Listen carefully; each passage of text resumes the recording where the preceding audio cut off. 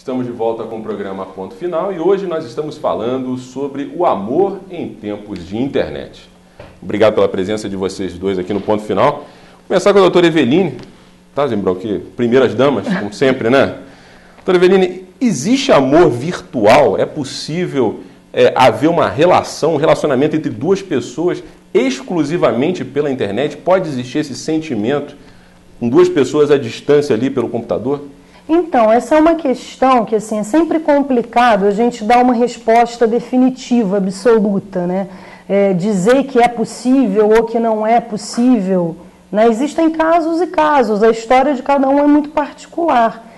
E assim, a gente quando pensa na questão afetiva, é uma questão sempre muito particular, é sempre uma questão muito singular, né? E tem uma história que diz assim, que nenhum amor é a primeira vista, é sempre a segunda vista. Porque quando a gente se encanta por alguém, alguma coisa dentro da gente, alguma coisa na gente, já tem um dispositivo que é nosso, né, que a gente já está com uma predisposição a isso. Mas a internet, né?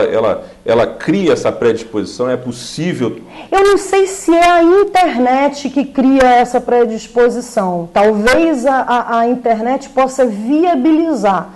E aí a gente pensa em uma série de situações, as pessoas que têm dificuldades, as pessoas que são mais tímidas, né? E de repente ali, num primeiro momento, a pessoa não está precisando se mostrar, né? Ela está mantendo uma distância, né? E a gente ali, de uma certa maneira, a gente está por conta da fantasia também. Então, na verdade, a gente não pode perder de vista que passa, sobretudo, por uma questão consigo mesmo.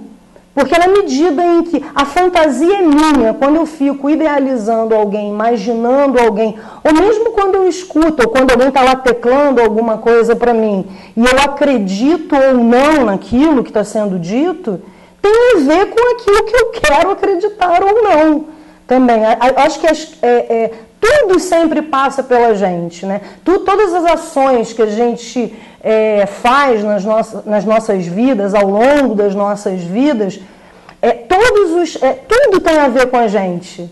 Tudo tem a ver com a nossa participação nisso, né? Depende mais de quem está teclando ali, quer dizer, quem está querendo, está predisposto a ter essa relação, do que basicamente não importa tanto o meio, não é isso? Sim, agora é claro que a gente sabe que essa questão da internet, ela abre aí para mil discussões, a gente tem a questão aí dos perigos, né, dos enganos, enfim, mas passa por cada sujeito. A gente não vai perder de vista a ingenuidade de uma criança, de um adolescente, né? Nós vamos falar sobre esses riscos até, que isso é uma outra questão que a gente tem que abordar, eu quero abordar aqui no programa. Zembrão, você como blogueiro, o que você acha desse lance de amor pela internet? Quer dizer, é possível?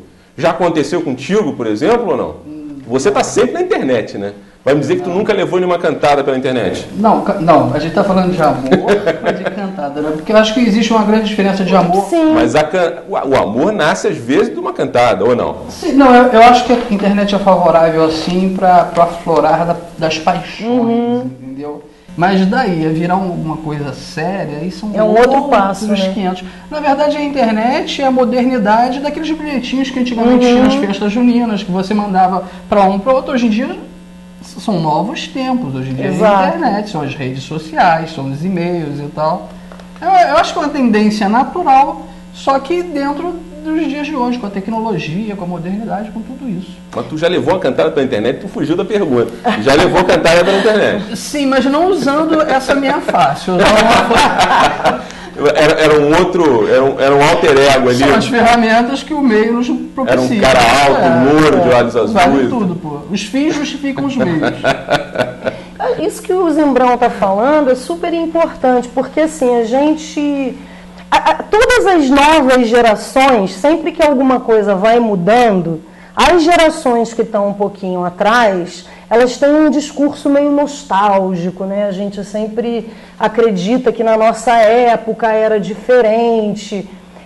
Era diferente em termos, né? A gente não tinha internet, mas é como o Zimbrão está dizendo. A gente tinha o bilhetinho, a gente tinha o telefone, aí depois o celular. Quer dizer, em cada momento, eu acho que se a gente parar para fazer uma retrospectiva, né, da nossa adolescência, né, de como a gente começou a interagir, os pais da gente sempre questionavam um pouco sobre isso. Sem dúvida, né? mas a internet, de uma certa forma, ela ampliou esses horizontes de uma forma absurda, né? Porque antes, por exemplo, o bilhetinho, o telefone, você mandava para quem você estava vendo, né? Para quem você conhecia, para quem você, de uma certa forma, já sabia quem era. Pode ser até que fosse uma relação platônica, né? Para quem está enviando o bilhetinho. Mas a internet hoje, ela criou uma possibilidade.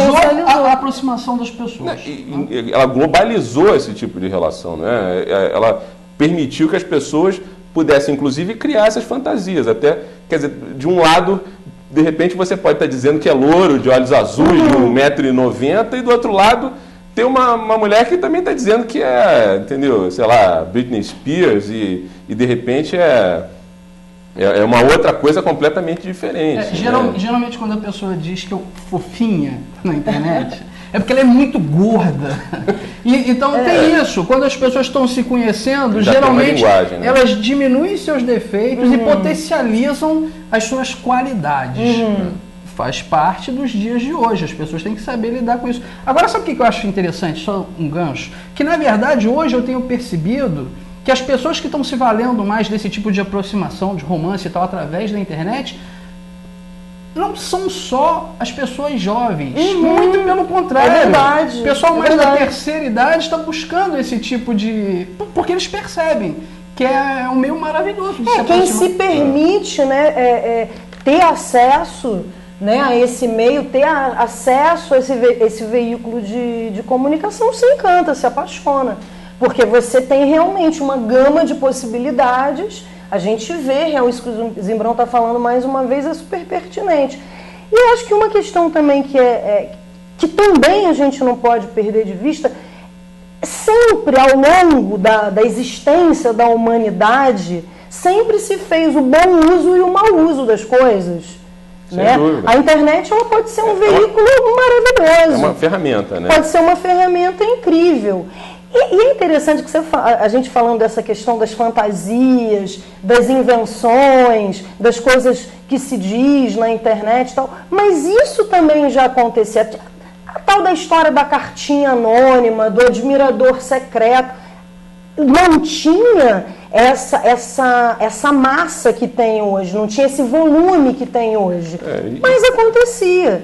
E não tinha essa coisa assim randômica, aleatória, que hoje em dia você pode entrar uma pessoa que você nunca viu falando com outra. Sim. Enfim, pessoas que nunca se encontraram. Antigamente, pelo menos, tinha que ter alguém que pelo menos soubesse, conhecesse de vista a outra para surgir o interesse. Agora não, você pode se encontrar com uma outra pessoa de forma totalmente aleatória e daí começar um relacionamento, né? Então tem certas coisas que a internet revolucionou completamente. Bom, nosso tempo nesse bloco já terminou. No próximo bloco, eu queria saber de vocês, né, algumas regrinhas, algumas dicas, como é que a pessoa deve fazer para evitar se expor demais na internet. Hoje em dia a gente está na era da superexposição. As pessoas parece que estão abrindo as suas próprias vidas na internet como se fossem aí livros, né, colocando fotos e imagens de qualquer jeito. Quais são as regras? Será que existem essas regras?